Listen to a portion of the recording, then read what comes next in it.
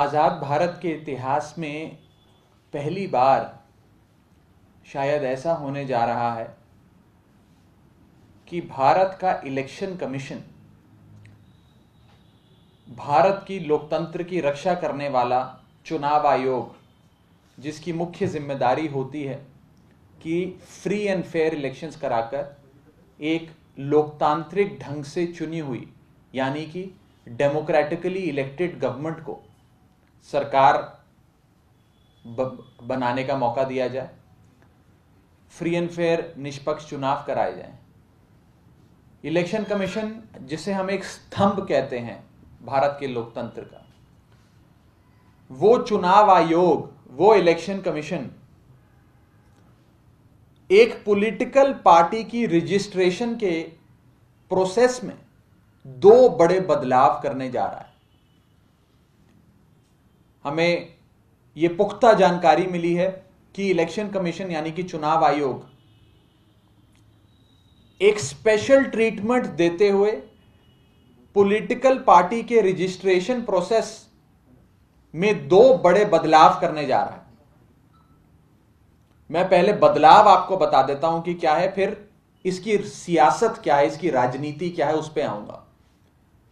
दो बड़े बदलाव जो भारत का चुनाव आयोग यानी कि इलेक्शन कमीशन ऑफ इंडिया करने जा रहा है, वो कुछ इस प्रकार है।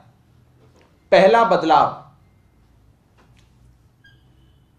किसी भी पॉलिटिकल पार्टी को रजिस्टर कराने से पहले, उनका पंजीकरण होने से पहले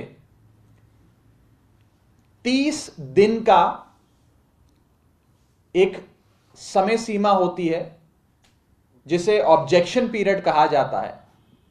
यानी कि 30 दिन तक लोग उस पॉलिटिकल पार्टी के रजिस्ट्रेशन पर अपनी आपत्ति दर्ज करा सकते हैं चुनाव आयोग में, इलेक्शन कमीशन। एक पीरियड ऑफ रेजिंग ऑब्जेक्शंस होता है, वो 30 दिन का होता है। यानी कि अगर मैंने 1 जनवरी को अपने दस्तावेज दाखिल करे कि मुझे एक अपनी पॉलिटिकल पार्टी बनानी है, तो 30 जनवरी तक, पूरे 1 महीने तक लोगों से ऑब्जेक्शन मांगा जाता है कि भाई आपको तो कोई आपत्ति नहीं है ना अगर इस पॉलिटिकल पार्टी को हम रजिस्टर कर दें। भारत का चुनाव आयोग एक स्पेशल ट्रीटमेंट करते हुए इस 30 दिन के 30 डेज के पीरियड को घटाकर 7 दिन कर रहा है, 1/3 से भी कम कर रहा है, और मात्र 7 दिन का ऑब्जेक्शन पीरियड वो करने जा रहे हैं खास पॉलिटिकल पार्टी को रजिस्टर करने के लिए। दूसरा बड़ा बदलाव जो चुनाव आयोग, इलेक्शन कमीशन करने जा रहा है, वो है मॉडल कोड ऑफ कंडक्ट लगने के बाद, यानी कि आचार संहिता लगने के बाद, यानी कि चोण जाब्ता लगने के बाद, और चुनाव से मात्र 25-27 दिन पहले एक पॉलिटिकल पार्टी को रजिस्टर करने जा रहा है। पहली बार हम देख रहे हैं कि election commission model code of conduct लगने के बाद, यानी कि चुनावों की औपचारिक अनाउंसमेंट, फॉर्मल अनाउंसमेंट होने के बाद एक पॉलिटिकल पार्टी को रजिस्टर करने जा रहा है। ये दो बड़े बदलाव, दो बड़े amendment, election commission registration of a political party का जो प्रोसेस होता है, एक नई राजनीतिक दल को पंजीकृत कराने के लिए जो एक पूरी प्रक्रिया होती है, उसमें बदलाव कर रहा है। अब इससे कुछ सवाल खड़े होते हैं। जो आम आदमी पार्टी आज इलेक्शन कमीशन से भी और कहीं ना कहीं भारतीय जनता पार्टी से सीधे तौर पे अमित शाह जी से पूछना चाहती। पहला सवाल, किस पार्टी को रजिस्टर कराकर आज भारतीय जनता पार्टी यह चाहती है कि उसे चुनावों के मैदान में, आने वाले फरवरी के महीने में होने वाले चुनावों के मैदान में उतारा जाए? वो कौन सी पॉलिटिकल पार्टी है जिसके लिए ये स्पेशल अरेंजमेंट्स किए जा रहे हैं? दूसरा बड़ा सवाल, ऐसी क्या जरूरत पड़ गई कि कानूनों को बदल के रात बेरात रजिस्ट्रेशन की जो पूरी रूल्स होते हैं उसमें तब्दीली कर कर, बदलाव कर कर एक स्पेशल पॉलिटिकल पार्टी को रजिस्टर कराने के लिए जद्दोजहद कर रहा है इलेक्शन कमीशन। तीसरा बड़ा सवाल, इस पॉलिटिकल पार्टी के, इस मोर्चे के, इस धड़े के, इस ग्रुप के रजिस्टर होने के बाद सबसे ज्यादा राजनीतिक नुकसान, वोटों का नुकसान कौन सी पॉलिटिकल पार्टी को होगा? हमारा चौथा सवाल, अगर यह ग्रुप, यह मोर्चा रजिस्टर होता है तो कौन सी पॉलिटिकल पार्टी को फायदा होगा?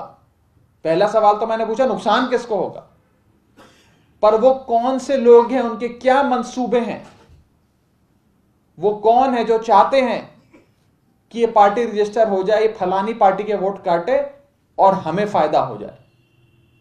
तो कौन सी पार्टी को सबसे ज्यादा फायदा होगा इस मोर्चे के, इस ग्रुप के पॉलिटिकल पार्टी में रजिस्टर होने से? हमारा अगला सवाल, अगर यह पॉलिटिकल पार्टी रजिस्टर होगी तो भारत की जनता, देश की जनता उस पॉलिटिकल पार्टी से भी क्यों ना सवाल करे कि आप भारतीय जनता पार्टी के और अमित शाह से अपने रिश्ते सार्वजनिक करें। जो लोग स्पेशल अरेंजमेंट के तहत अपना मोर्चा रजिस्टर करा रहे हैं, अपनी पार्टी रजिस्टर करा रहे हैं, उनसे यह सवाल बनता है कि आपका क्या कोई रिश्ता है भारतीय जनता पार्टी के साथ, आप उसे भी साफ करें। ये 5 बड़े सवाल आज आम आदमी पार्टी पूछना चाहती है। और आप में से जो लोग पंजाब सियासत को लगातार देखते आए हैं, समझते आए हैं, उस पे अपनी पत्रकारिता, अपना जर्नलिज्म करते आए हैं, आप ये बात अच्छे से समझेंगे कि भारतीय जनता पार्टी किसी भी स्तर तक जाएगी, किसी भी एक्सटेंट तक जाएगी आम आदमी पार्टी को पंजाब में सरकार बनाने से रोकने के लिए।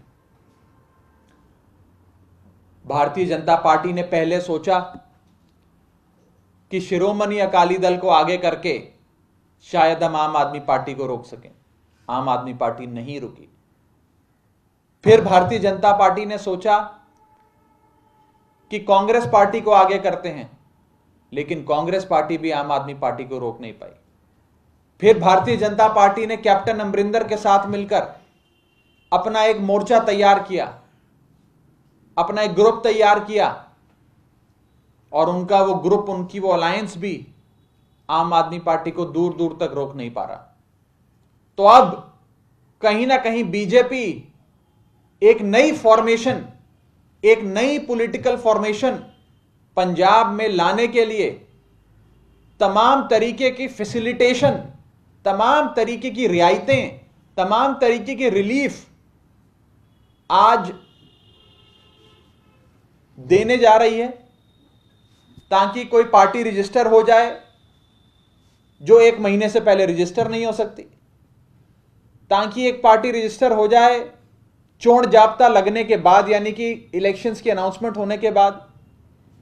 हमने भी अपनी पॉलिटिकल पार्टी को बड़े समय पहले रजिस्टर नहीं कराई थी, कुछ ही साल हुए हैं आम आदमी पार्टी को रजिस्टर हुए। हमारे लिए तो बड़ा लंबा प्रोसेस था, महीने लग गए। हमने एप्लीकेशन दी, एप्लीकेशन आई, उसमें करेक्शंस थे, उसमें कुछ प्रॉब्लम्स थी, उसे दुरुस्त किया, सिग्नेचर में कुछ क्वेरीज थी, उसे दुरुस्त किया, फिर 30 डेज का नोटिस पीरियड होता है, ऑब्जेक्शन पीरियड होता है, कई हफ्ते लग गए। लेकिन अब मॉडल कोड ऑफ कंडक्ट लगने के बाद, इलेक्शन अनाउंस होने के बाद 2 बड़े बदलाव करके रजिस्ट्रेशन प्रोसेस को सिंपल किया जा रहा है, इजी किया जा रहा है, कन्वीनियंट किया जा रहा है किसी एक खास ग्रुप के लिए, एक पॉलिटिकल फॉर्मेशन के लिए। यह आम आदमी पार्टी का सीधा आरोप है। और ये 5 बड़े सवाल आज आम आदमी पार्टी पूछना चाहती है भारतीय जनता पार्टी से, इलेक्शन कमीशन से, और वो खुल के साफ तौर पे इन सवालों के जवाब हमें दें। मुझे लगता है कि आवश्यकता नहीं है आज कि मैं इससे ज्यादा कुछ कहूं। वो कौन सा मोर्चा है, कौन सा ग्रुप है, कौन सी पॉलिटिकल फॉर्मेशन है, वो कुछ ही दिन में आपको पता लग जाएगा, क्योंकि कानून में बदलाव करके इलेक्शन कमीशन एक स्पेशल ट्रीटमेंट देता हुआ इन लोगों को फैसिलिटेट कर रहा है, इन लोगों की पॉलिटिकल पार्टी बनाने के लिए, कानून को ताक पे रख के। तो कुछ ही दिन में मुझे लगता है आपको पता लग जाएगा। और पंजाब में हर आदमी जानता है कि भारतीय जनता पार्टी आम आदमी पार्टी को रोकने के लिए हर एक्सटेंट तक जाएगी। ये सवाल हमारे इलेक्शन कमीशन से हैं, ये सवाल हमारे भारतीय जनता पार्टी से हैं, क्योंकि मेरा सीधा सवाल है कि इस पार्टी के रजिस्टर होने से सबसे ज्यादा फायदा कौन सी पार्टी का है और सबसे ज्यादा नुकसान कौन सी पार्टी। यह पार्टी किसके वोट काटेगी?